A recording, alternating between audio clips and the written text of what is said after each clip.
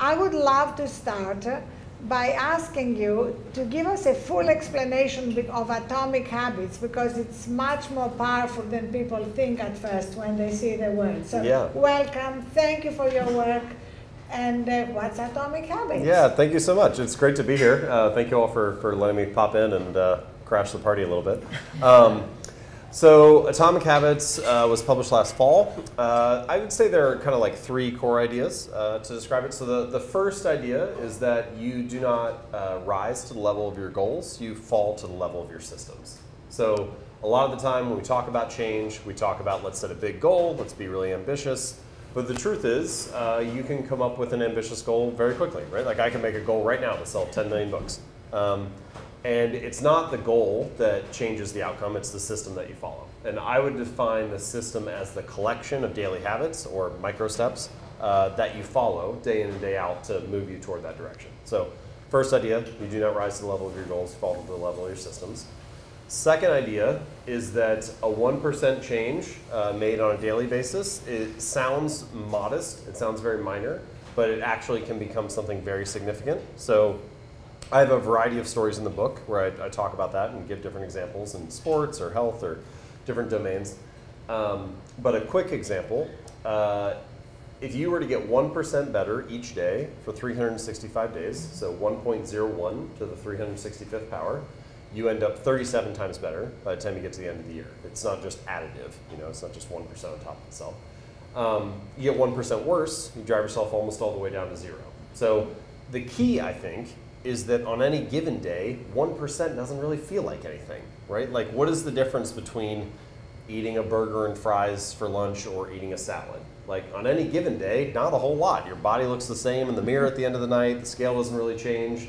It's only when you turn around 2 or 5 or 10 years later that it's like, oh wow, this stuff really adds up. I like to say it's, you kind of like go through your life and live your daily routine, and then you turn around like 5 years from now, it's like knock knock, who's there? Oh, the consequences of my past decisions. You know, like turns out that stuff comes back to haunt you. And one of the core messages of the book is that you can be the architect of your habits, not the victim of them. That you can get those 1% changes working for you rather than against you. So that's the second big idea.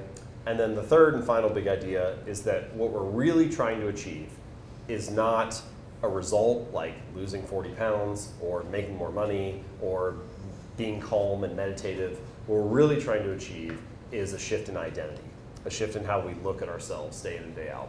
And so I would define this and tie it back to habits by saying that every action you take is like a vote for the type of person that you want to become.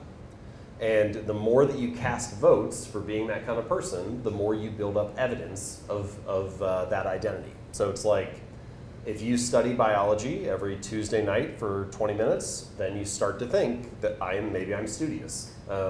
If you go to basketball practice 3 days a week, the first week you do that, it's just something you do, but you do it for 6 months or a year or 2 years, suddenly you start to think, oh, maybe a portion of my identity is being a basketball player. And it's like that with everything. And I think that the key shift here that I'm trying to focus on is often you hear people say things like fake it till you make it. And I don't necessarily have anything wrong with fake it till you make it. It's just asking you to believe something positive about yourself. But fake it till you make it is asking you to believe something about yourself without having evidence for it, right? You say, oh, I'm a healthy person, even though you haven't gone to the gym yet. And we have a word for beliefs that don't have evidence, right? We call that delusion. Like at some point, there's this mismatch between what you say you are and what you're actually doing.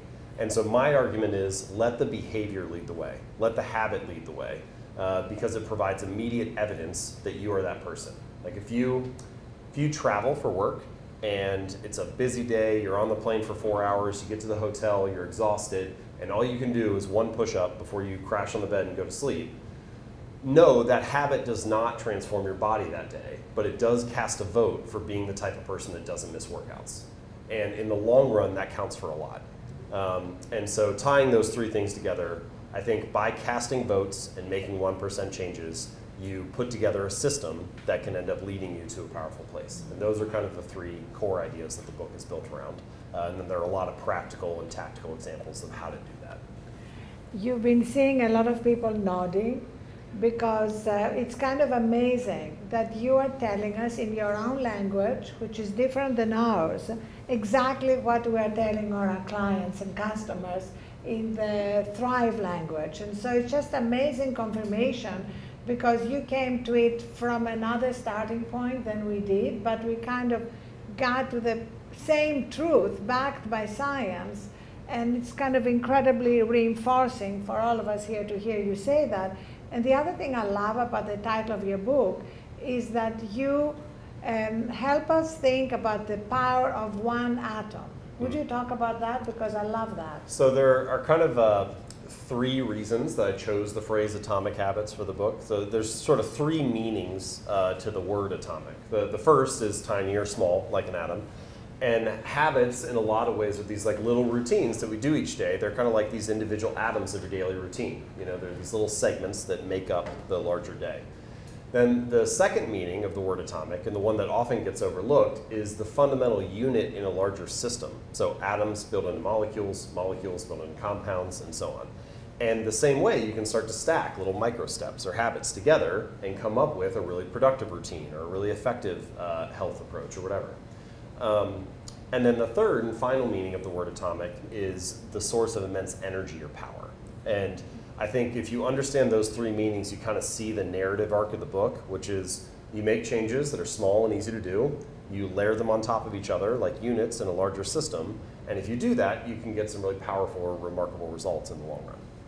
And you just mentioned layering them on top of each other. And that's another thing that's kind of central to what we do here, which is habit stacking. That the easiest way to start a new healthy habit is to layer it on top of an existing habit, and that's part of the work we're doing with P&G, reaching their consumers, you know, brushing their teeth or washing their hair with Pantene. So tell us how you came up with the idea of habit stacking. Well, so habit stacking is the phrase that I use and prefer, but the original implementation, well, there are kind of 2 sources actually. So there's a whole body of research called implementation intentions, and there are hundreds of studies on it. I reference a few in the book. And basically what they say is that if you state your intention to implement a particular habit or behavior, you're much more likely to follow through. So usually what this looks like is people fill out a sentence, something like, I will exercise on this day, at this time, in this place. And they actually fill in those gaps. People have also done it for getting their flu shots, recycling, going to the polls and voting, even for quitting bad habits, things like reducing smoking. And basically, if you fill out a very specific sentence and say when you'll do it, you're usually, depending on the study, 2 to 3 times more likely to follow through. So that's the first place. And habit stacking is sort of like a specific version of an implementation intention, because in the book I lay out a formula. You basically fill out after current habit, I will new habit. Very similar to that sentence structure that you fill out. The second place is a Stanford professor named B.J. Fogg. He has this model. He calls it anchoring instead of habit stacking. But what he basically talked about was anchoring a new habit on top of an old one. So a couple of the examples that I give that like readers have used. If you want to start meditating, after I make my morning cup of coffee, I will meditate for 60 seconds. Or one that I've been using for 7 or 8 years now. After I sit down to have dinner each night, I say one thing I'm grateful for that happened today. So it's like a gratitude habit. But there are a bunch of different versions. I had one reader who practiced guitar, and he would come home from his lesson and put the guitar in a case and then put it in the closet. And he realized that he would get to the next week and he wouldn't have practiced his scales, and so he'd go to the session and his tutor would be like, "You're not practicing." So his new habit, his habit stack, became when I walk in the door from the guitar lesson, I put the guitar on a stand in the middle of the living room. So he passes it 30 times a day, he's more likely to play it.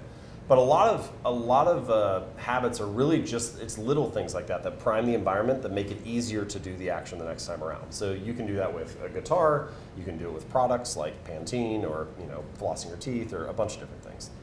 But habit stacking can be a very useful kind of specific version of an implementation intention in that way. Priming the environment is really key. I mean, I have put my stationary bike next to my bed, and when I go to bed, I put my tennis shoes in front of my bed, so I literally have to stumble on them. Yeah. And do it like first thing in the morning. I had one reader who goes to sleep in his running clothes.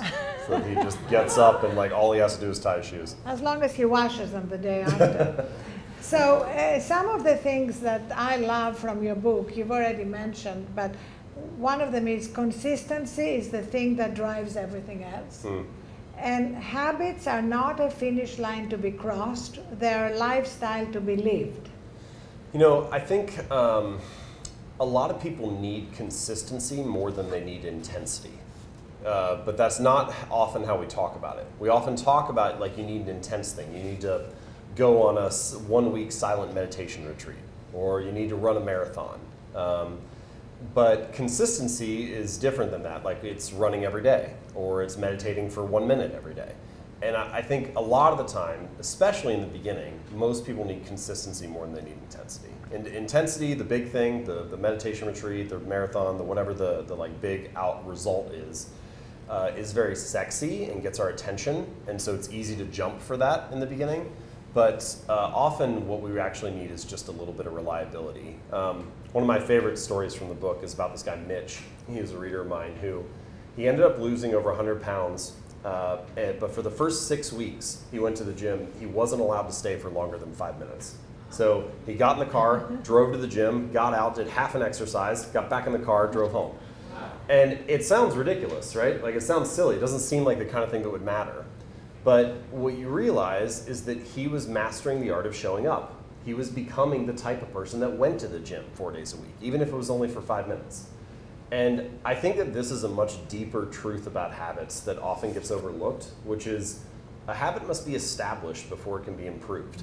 You know, like so often we're focused on finding the best workout program, the perfect business idea, the ideal diet plan, and we're so focused on optimizing that we don't give ourselves permission to show up, even if it's just in a small way.